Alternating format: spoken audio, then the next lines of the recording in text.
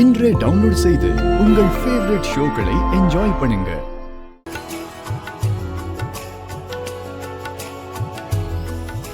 சாமுண்டேஸ்வரி, சாமுண்டேஸ்வரி,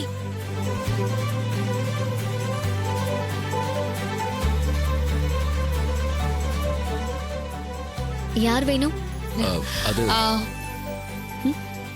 யாரு? சாமுண்டேஸ்வரி இருக்காங்களா? உள்ளதா.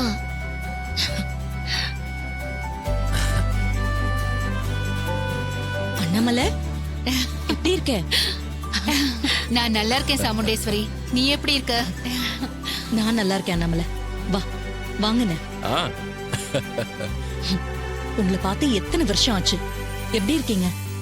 ஐயோ, உங்களை வெளியவே நிக்க வச்சு பேசிக்கிட்டு இருக்கேன். உள்ள வா. வாங்கண்ணே. சரிம்மா. ஏங்க அந்த இன்விடேஷன் எடுங்க.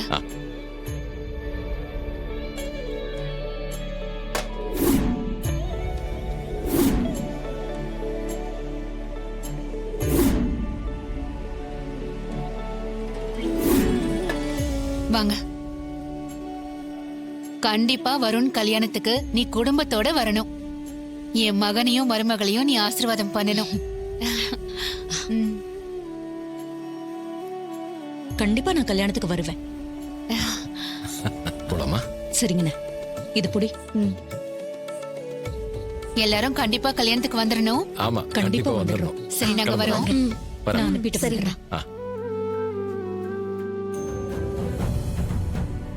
அக்கா,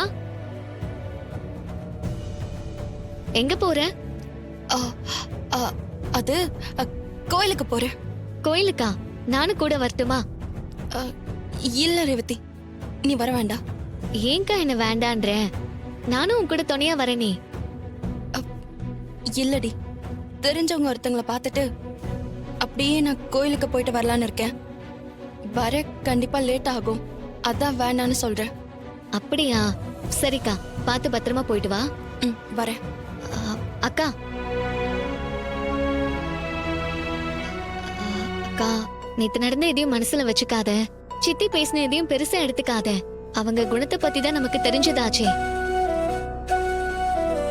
கோயிலுக்கு போய் கடவுள் கிட்ட அம்மாக்கும் குழந்தைக்கும் எதுவும் ஆகக்கூடாதுன்னு நல்லா வேண்டிக்கும். கடவுள் கைவிட மாட்டாரு. சரியாக்கா?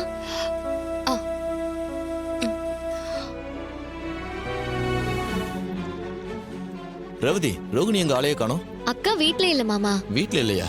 எங்கம்மா போனா? கோயிலுக்கு போயிருக்கா மாமா. என்ன திடீர்னு கோவிலுக்கு? அக்காவுக்கு மனசு சரியில்லைன்னு நினைக்கிறேன். போறப்போ கொஞ்சம் அப்செட்டா தான் இருந்தா. ஜோசியர் சொன்னது, அம்மாவுக்கு ஆக்சிடென்ட் நடந்ததெல்லாம் அவளை ரொம்ப பாதிச்சுச்சுன்னு நினைக்கிறேன். அதான் கடவுள் கிட்ட வேண்டிக்க கோயிலுக்கு போயிருக்கா. ஆமாம்மா, ரோகிணி ரொம்ப பாவம் தான். அவளால் அம்மாவையும் விட்டு கொடுக்க முடியல, வயத்தில் இருக்கிற குழந்தையும் விட்டு கொடுக்க முடியல. என்னத்த சொல்றது, என்ன பண்றது, பாவம்.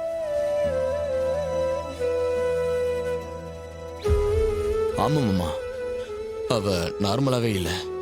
நைட்டு கூட சரியா தூங்காம ரொம்ப நேரமா முடிச்சிட்டு தான் இருந்தா. அப்புறம் நான் தான் ரோகிணியை வற்புறுத்தி தூங்க வச்சேன் மாமா. ஏய், நீங்க எல்லாரும் சொல்ற மாதிரி அவ அம்மாவுக்காக வருத்தப்படுறவளா இருந்தா குழந்தைய கழிச்சிருக்க வேண்டியதானே? ஏங்க, எப்ப பாரு குழந்தைய கழிச்சிருன்னு அந்த குழந்தை என்னங்க பாவம் பண்ணுச்சு? ஏய், உனக்கு உன் குழந்தை முக்கியம்னா எனக்கு என் அக்காவோட உயிர் முக்கியம். கண்டிப்பா குழந்தைய கழிச்சுதான் ஆகணும். ஏய், வாயை மூடு. எனக்கு இந்த ஜோசியர் மேலதான் டவுட்டா இருக்கு.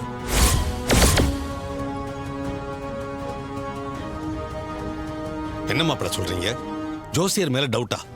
ஆமா மாமா, யாரோ ஒரு மிரட்டி தான் அப்படி சொல்ல வச்சிருக்காங்க.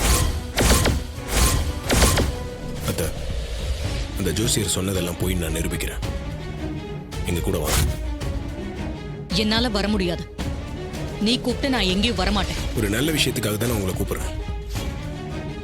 வந்தீங்கன்னா உங்க எல்லாருக்குமே உண்மை என்னன்னு புரிய வைக்கிறேன்.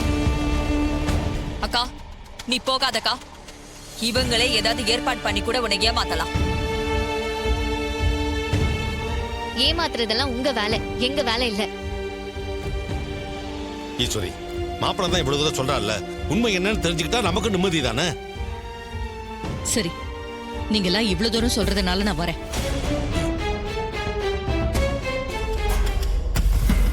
வணக்கம் தம்பி. வணக்கம்.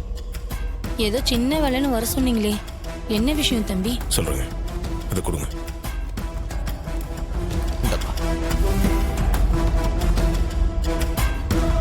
என்ன மாப்பிள்ள பவானின்னு எழுதியிருக்கு? விஷயம் இருக்கு மாமா, சொல்றேன்.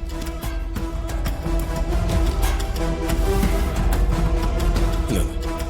இந்த ஜாதகத்தை எடுத்துட்டு போய் அவர்கிட்ட காட்டுங்க. ம். உங்க பொண்ணுக்கு குழந்தை பிறக்க போகுது. அது பிறக்கிற நேரம் நல்லா இருக்குமா, இல்ல வீட்டில் இருக்கிறவங்களுக்கு எதனா பிரச்சனை வருமானு கொஞ்சம் பார்த்து சொல்லுங்க. சரிங்க தம்பி, நீங்க சொன்ன மாதிரியே கேக்குறேன். ம்.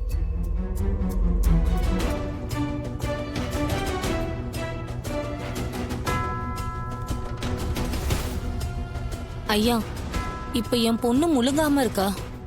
என் பேர குழந்தை நல்லபடியா பிறக்குமா? அது பிறக்கிற நேரம் குடும்பம் நல்லா இருக்குமா? இதனால வீட்ல இருக்கிறவங்களுக்கு ஏதாவது பிரச்சனை வருமான்னு கொஞ்சம் பார்த்து சொல்லுங்க. கொஞ்சம் பொறுங்க, பார்த்து சொல்றேன். ம்.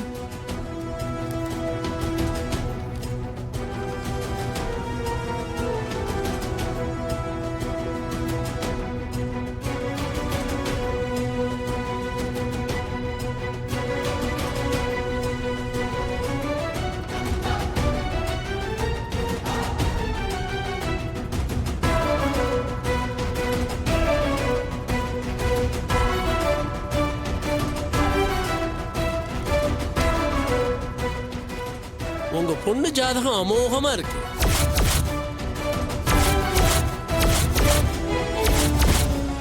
குழந்தை நல்லபடியா பிறக்கும். ரொம்ப ராசியான குழந்தை.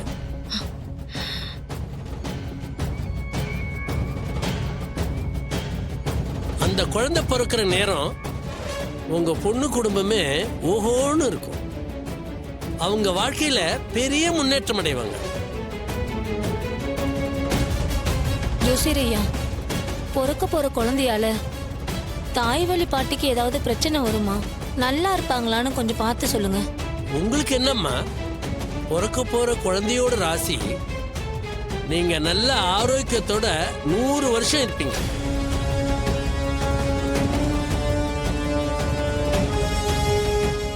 போச்சு, ஜோசியக்காரன் எல்லா உண்மை போட்டு உடைச்சிட்டானே. இந்த டிரைவர் பையன் நம்ம திட்டத்தை எல்லாம் நாசமாக்கிட்டான். இப்ப என்ன பண்றது? ஈஸ்வரி, ஜோசியர் சொன்னதை கேட்டில்ல? இவன் பேச்சை நம்பி நாமளும் ஏமாந்துட்டோம். நல்ல வேளை, ஏதோ மாப்பிள்ளைக்கு டவுட் வந்து இப்படி பண்ணதுனால தான் உண்மை வெளியே வந்துச்சு.